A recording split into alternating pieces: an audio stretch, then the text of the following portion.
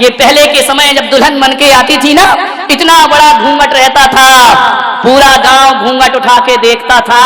Free में नहीं, note दिए जाते थे, लिफाफे दिए जाते थे। और जिस दिन से घूंघट हटा है ना, कोई उन्हें देखने को तैयार नहीं हुआ करता है। ध्यान, घूंघट में आकर्षण था, बड़ा अट्रैक्शन था, पूरा गांव देखता था। अब काहे का घूंघट, काहे का घूंघट, विचार करिए। अब तो ससुर जी को शर्म लगे तो वही रुमाल डाल दे। ध्यान रखिए, घूंघट खत्म हो गया। इसलिए तो झगड़े ज्यादा हो गए। पहले दिन दिन भर पत्नी का मुंह देखने नहीं मिलता था, इसलिए शाम को बड़ा प्यार आता था। अब तो दिन भर ही शकल देख देख के हैरान हो गए। मान्यवर, इसलिए तलाक की तैयारियां जल्दी हो जाती है, शादी हो नहीं पाती है, सगाई होती है, मोबाइल का बिल बढ़ने लगता है। इन छोरों का देखो तो 1-1, 2-2 बजे रात तक लगे रहते हैं। अरे सारा प्यार मोबाइल में ही कर लोगे तो शादी के बाद क्या तलाक के पेपर लेके बैठोगे? विचार करिए। निषेध में आकर्षण, ध्यान रखना, निषेध रखिए। प्रेम को बढ़ाना है तो विरह बहुत जरूरी है, और मन को समझाना है तो मन की कहीं पर मत चलो।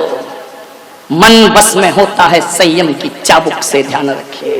महावीर ने कहा है मन को बस में करने के लिए संतुष्टि का भाव होना बहुत जरूरी है। मंदिर जाओ और शिकायत से भरे, दादाजी के प्रति शिकायत से भरे, माँ बाप के प्रति शिकायत से भरे, बहू सास के प्रति शिकायत से भरी है। एक बात बताओ, शिकायत वाला मन कब शांति का अनुभव करता है? अरे अहो भाग्य से भो, मंदिर जाओ और कहना भगवान मेरी औकात से ज्यादा तूने प्रदान किया है, मैं तुझे धन्यवाद देने के लिए आया हूं। आप संत चरण में जाओ, शिकायत से मत भरिए, ऐसा सोचिए कि मेरे जीवन का पुण्य उदय है जो संतों का आशीर्वाद मुझे प्राप्त। अहोभाव से भरिए, धन्यवाद से भरिए। जितना अहोभाव आएगा उतनी मन में शांति आएगी, और जितनी अभावों पर दृष्टि रहेगी, जितनी शिकायतों पर दृष्टि रहेगी, मन अशांत होता चला जाएगा। सौभाग्य मानिए, जो भी मिला है किस्मत मानो अपनी। हकीकत में देखो, अपने वर्तमान के कर्म देखो तो ऐसा लगता है कि जो भी मिला है इस जन्म के कर्मों से तो नहीं मिला, पिछले जन्म में कुछ किया होगा जो मुझे ऐसा सब कुछ प्राप्त। सौभाग्यशाली मानिए अपने को, धन्यवाद दीजिए परमात्मा को, अपने आप को मानिए। शिकायत से भरोगे तो कुछ ना मिलेगा। एक बात याद रखना, खतरनाक न वाणी होती है, न आंखें होती हैं, न खतरनाक इंद्रियां हुआ करती है। खतरनाक यदि कोई होता है तो मन हुआ करता है। मन आंखों को भी खतरनाक करता है, मन जुबान को भी खतरनाक करता है। मन तो वो है, ध्यान रखना, तुम्हारे घर में एक स्विच बोर्ड होता है और एक मेन स्विच होता है। ये इंद्रियां स्विच हुआ करती हैं और मन मेन स्विच हुआ करता है। मन का मेन स्विच गिरा दो, इंद्रियों के स्विच अपने आप बंद हो जाया करते हैं, उन्हें बंद करने की कोई जरूरत नहीं। मन का मेन स्विच गिराइए, सारे उपद्रव मन के द्वारा होते हैं। मान्यवर, मन, एक बात याद रखना, दूध को लीटर से नापा जाता है और कपड़े को मीटर से नापा जाता है। एक बात बताओ, मन को नापने का कौन सा तराजू तुम्हारे पास है? मन के नापने का कोई तराजू नहीं है। कभी आकाश की ऊंचाइयों में जाता है मन, और कभी खंबात की खाड़ी में गिर जाता है मन। ध्यान रखना, ये मन बड़ा नादान, जितना इसे मनाओ उतना मचलता है, उतना दूर भागता है। एक बात याद रखिए, सम्राट सिकंदर जब भारत को जीतने के लिए आए, विश्व विजेता बनने का ख्वाब लेकर जी रहा है, किसी व्यक्ति ने यूनान से आते समय कहा कि सम्राट, भारत जा रहे हो, क्या लेकर आओगे?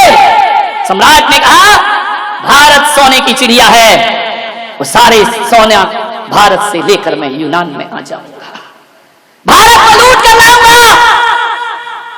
किसी वृद्ध ने कहा कि सम्राट, भारत से केवल सोना लेकर मत आना, भारत जा रहे हो तो दुनिया के सभी देशों के पास सोने चांदी मिल जाएंगे, भारत से तो वहां का अध्यात्म लेकर के आना, क्योंकि जो अध्यात्म भारत के पास है वो दुनिया में किसी के पास नहीं हुआ करता है।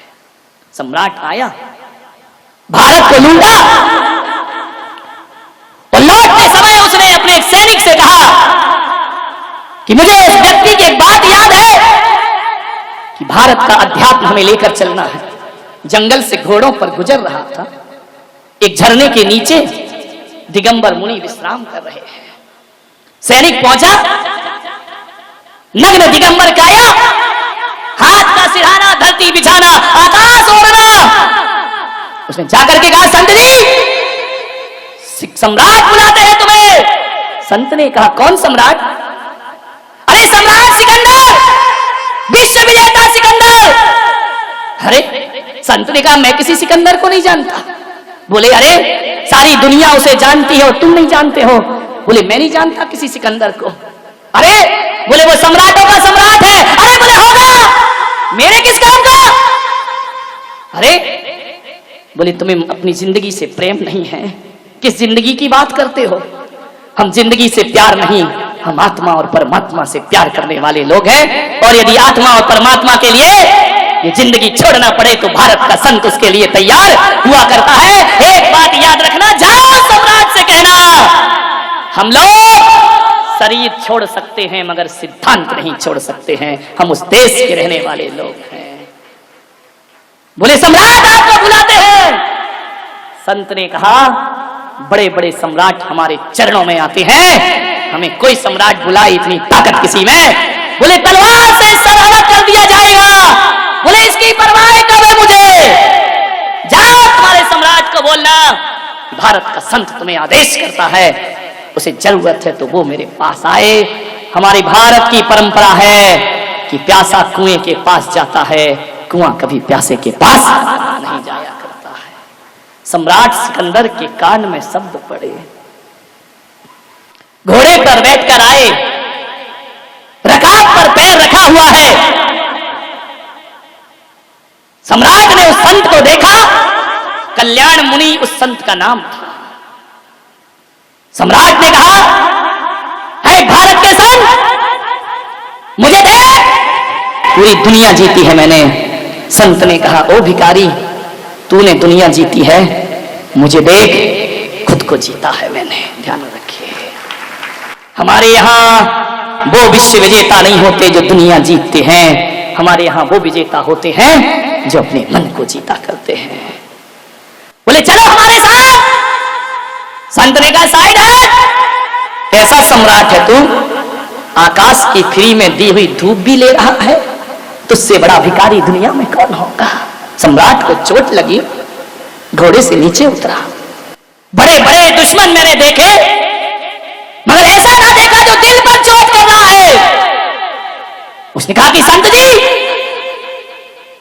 मेरे एक वृद्ध ने कहा है कि भारत से जब लौटो तो अध्यात्म लेकर के लौटना, मैं तुम्हें अपने देश ले जाना चाहता हूं। संत ने कहा, जानता है अध्यात्म क्या होता है? जरा एक बात बता सिकंदर, ये जो सारी दुनिया में लूट खसोट कर रहा है तू, ये सारी दुनिया को जो जीत रहा है, बोल इसके बाद तू क्या करेगा? बोले, मैं पूरे विश्व को जीत लूंगा। सम्राट, जरा ये बता तू करेगा क्या उसके बाद? बोले, उसके बाद शांति से रहूंगा, शांति से जीऊंगा, शांति से खाऊंगा, शांति से पीऊंगा, पूरी दुनिया पर हुकूमत करूंगा। संत ने कहा, पागल, इतने से के लिए इतना बवंडर? बोले, क्या मतलब? बोले, शांति से जीने के लिए इतनी बड़ी अशांति क्यों करता है? बोले, समझ नहीं पाया मैं। बोले, पागल, शांति के लिए दुनिया नहीं जीती जाती, शांति के लिए तो खुद को जीता जाता है, मन को जीता जाता है। अरे सारी दुनिया जीत कर भी तू शांति नहीं पा सकेगा। आ मेरे पास बैठ, तो सारी दुनिया को ठुकरा के आत्मा की शांति को प्राप्त कर। एक बात याद रखना ग्वालियर वालों, तुम सोचते हो कि एक मकान बन जाएगा तो शांति मिलेगी, बीबी आएगी तो शांति मिलेगी, बच्चे होंगे तो शांति मिलेगी, दौलत कमाऊंगा तो शांति मिलेगी। सब कुछ तो करके देख लिया, मरते दम तक भी शांति ना मिली। मंदिर की शांति धाराओं ने भी शांति ना दी, शांति विधान ने भी अशांत ही बना करके रखा। मैं आपसे मेरा निवेदन है, एक बात गांठ बांध लीजिए कि शांति साधनों से नहीं मिला करती है, शांति तो परमात्मा की साधना से प्राप्त हुआ करती है। ख्याल रखिए, साधना चाहिए, साधनों से कभी शांति मिली है क्या? कहते हैं कि सम्राट सिकंदर कल्याण मुनि को यूनान ले गया जहाज के रास्ते से, और जब सम्राट सिकंदर दुनिया से गया, डॉक्टर आए, हकीम आए, वैद्य आए, सब घेर कर बैठे हैं। सम्राट सिकंदर से कल्याण मुनि ने कहा कि सिकंदर, अब तुम्हारे जीवन का समय खत्म हो चुका है। संत जी, एक दिन का जीवन दे दो।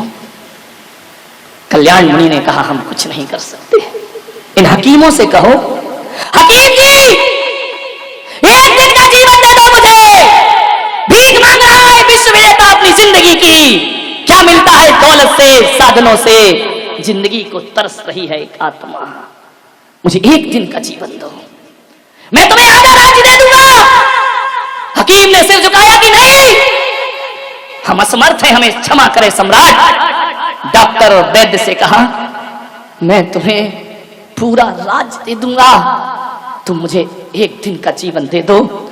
वैद्य ने कहा, एक दिन तो बहुत बड़ी बात है सम्राट, हम तुम्हें 1 घंटे की सांसें भी नहीं दे सकते हैं, 1 मिनट की सांस भी हम तुम्हें प्रदान नहीं कर सकते हैं, कोई मुझे जीवन नहीं दे सकता है, तो फिर मैंने ये दुनिया क्यों जीती है? क्यों तलवार की धार से हजारों का बेगुनाहों का खून बहाया? आज सम्राट को पता चलता है, वह इतना कहता है, फिर एक काम करो, जीवन नहीं दे सकते कोई बात नहीं, ये काम कर देना कि सम्राट तो मरते समय समझ रहा है, ये दुनिया जीते जी समझ जाए, जब मेरा जनाजा उठे मेरे दोनों हाथ ताबूत से बाहर निकाल देना। बोले इससे क्या होगा?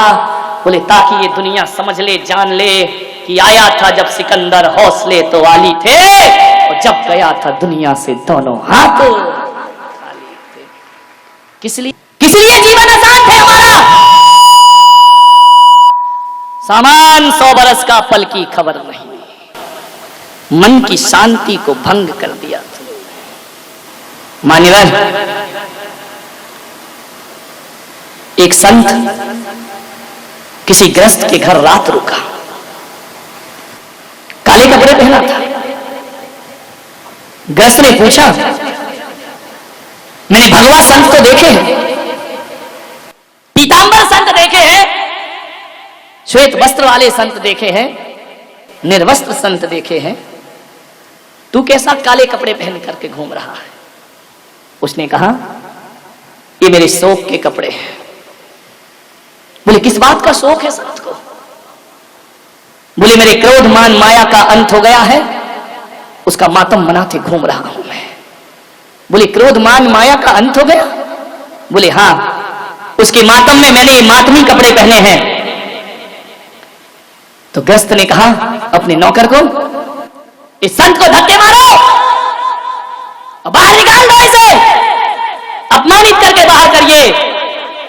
नौकर ने धक्के मारे, बाहर निकाला गया। संत ने कहा वापिस आ जाओ, गृहस्थ ने कहा वापिस आओ, फिर लौट कर आ गया। जैसे ही आया, नौकर से कहा फिर धक्के मारो। कहते हैं 10 बार धक्के मारे, 10 बार बुलाया, संत फिर आया, फिर गया, फिर आया, फिर गया। सदग्रस्त ने कहा कि अब मैं कह सकता हूं कि तेरे क्रोध मान माया का अंत हो चुका है, तू महान संत है। मालूम है उसने क्या कहा? तूने 10 बार बुलाया, अंदर बुलाया, बाहर भेजा, और मैं आ गया, मुझे गुस्सा नहीं आया, ये मैंने क्रोध जीता है। और तू कह रहा है महान संत है, तो मैं कोई महान संत नहीं हूं। अरे एक कुत्ते को भी 10 बार मारो और रोटी दिखाओ तो फिर जाता है, फिर लौट करके आ जाता है, फिर जाता है, फिर लौट करके आ जाता है। अरे मैं बार बार आ गया तो कोई बड़ा काम नहीं किया, ये काम तो एक कुत्ता भी अपने जीवन में कर लिया करता है। इसमें कौन सा बड़ा काम कर दिया, इसमें कौन सा महान जीवन हो गया मेरा? मान्यवर, कुत्ते को दुत्कारो तो भागता है, और कुत्ते को पुचकारो तो पास में आजा। ऐसा ही मेरा जीवन है। तुमने धक्के मारे तो मैं चला गया, और तुमने प्यार से बुलाया तो मैं लौट करके वापिस। ये होती है जीवन की शांति। मानी भाई, संत तुकाराम की पत्नी बड़ी झगड़ालू, इतनी झगड़ालू कि जब वो खाने को बैठे तो थाली फेंक दे उनके ऊपर। तुकाराम कुछ नहीं, चुपचाप शांति से भोजन करते जाएं करते जाएं। एक दिन इतनी गुस्से में आई कि ठंडी के दिनों में उस पत्नी ने मटके का ठंडा पानी तुकाराम की सिर से डाल दिया। तुकाराम ने कहा, अभी तक तो मैं समझता था कि मेरी पत्नी ज्वालाबाई है, आज पता चला कि ये शांतिबाई भी बना करती है। ध्यान रखिए मान्यवर, बहुत कठिन काम है, प्रयास करें। एक व्यक्ति मेरे पास आया, बोले महाराज मैं संन्यास लेना चाहता हूं। तो मैंने कहा देर किस बात की है, अब तू सोच क्या रहा है, इतने अच्छे भाव बने हैं, चल साथ में। बोले महाराज जब तक प्रवचन सुनो लगता है सब छोड़ो। तो मैंने कहा बस उसी दिन छोड़ दे। बोले मन तो बहुत है कि मैं संन्यास ले लूं। तो मैंने कहा ले क्यों नहीं रहा है, मन को देखो कितना चंचल है। बोले महाराज आज जब मैं घर से आ रहा था, पत्नी ने 3 बार हाथ पकड़ा, तुम संन्यास मत ले लेना, मैं मना कर रही हूं तुमको, महाराज के पास खूब जाओ, लेकिन महाराज के साथ मत जाओ, ध्यान रखना। बोले महाराज मेरी इच्छा बहुत है, पत्नी राजी नहीं है, वो रोकती है। और एक दिन आपने अपने प्रवचन में कहा था कि किसी का दिल दुखाना पाप है, तो किसी से बड़ी तो मेरी पत्नी है। ये सोच करके मैं नहीं ले पा रहा हूं कि मैं उसका दिल कैसे दुखाऊं, क्योंकि आपने कहा दिल दुखाना हिंसा है, दिल दुखाना पाप है, मैं ऐसा पाप कैसे कमा सकता हूं, लेकिन मन बहुत है। वाह रे बेईमान आदमी। मैंने कहा सन्यास तो रख तू एक तरफ, सन्यास की बातें तो अपन बाद में करेंगे, जरा एक बात बता, तेरी पत्नी और कौन कौन सी बातों से राजी नहीं होती है? सन्यास से तो राजी नहीं है, चल मैं मानता हूं, और कौन सी बातें हैं जिनसे तेरी पत्नी खिलाफ है? बोले ऐसी तो कई बातें हैं। मैंने कहा फिर भी? बोले वो कहती है सिगरेट मत पियो, वो कहती है फिल्म देखने मत जाओ, वो कहती है दिन भर किताबें मत पढ़ो, वो कहती है यार दोस्तों के साथ ज्यादा देर रात तक वापस ना लौटो। तो मैंने कहा बोल तेरी सिगरेट छूट गई? बोले नहीं छूटती नहीं, बहुत कोशिश करता हूं। तो मैंने कहा पागल, तू उसका दिल दुखा रहा है, हिंसा का क्या होगा? बोल पाप लगेगा या नहीं लगेगा? संन्यास लेने में उसका दिल दुखेगा, सिगरेट पीकर दिल दुखाए जा रहा, सिगरेट फूंके जा रहा है। अरे उस समय तो सोच हिंसा लग रही है, पाप हो रहा है। बोल झूठ बोलने को पत्नी मना करती है। मैंने कहा झूठ बोलना छोड़ दिया? बोले नहीं छोड़ा। तो मैंने कहा पागल, पत्नी तो कई चीजों को मना करती है, लेकिन तेरी समझ में एक सन्यासी आया कि उसने मना किया और मैं ले लूंगा तो दिल दुखेगा। अरे सिगरेट में भी दिल दुखता है, तू जो आवारा गर्दी करता है। बेचारे मन की चालाकियां तो देखो, कैसे सन्मार्ग से बचाता है अपने आप को। मैंने कहा केवल सन्यास का दुख नहीं देना चाहता तू, बाकी सारे दुख उसके हवाले तूने कर रखे हैं। अरे सोच तो विचार तो कर, मन बड़ा चंचल है, सन्मार्ग से पीछे जाता है, सन्मार्ग से घसीटता है हमें। कितने तर्क निकाल लेता है मन, विचार करिए। महाराज मुझे आपसे बात कहना तो नहीं चाहिए, फिर भी कह रहा हूं, बुरा मत मानना। बात तेरे क्या मानूंगा तो मानूंगा, तू बोल दे जो बोल रहा है। मैं उसी समय समझ जाता हूं कि तू तो बुराई मानने वाली बात बोल रहा होगा, तब तो कह रहा बुरा मत मान। ये बड़े चापलूस लोग होते हैं, ध्यान रखिए। माने आओ मन की शांति की तलाश करें। छोटे से सूत्र दे रहा हूं, आओ मन को कैसे जीते। पत्नी किसे बुरी लगती है? पत्नी बुरी नहीं लगती।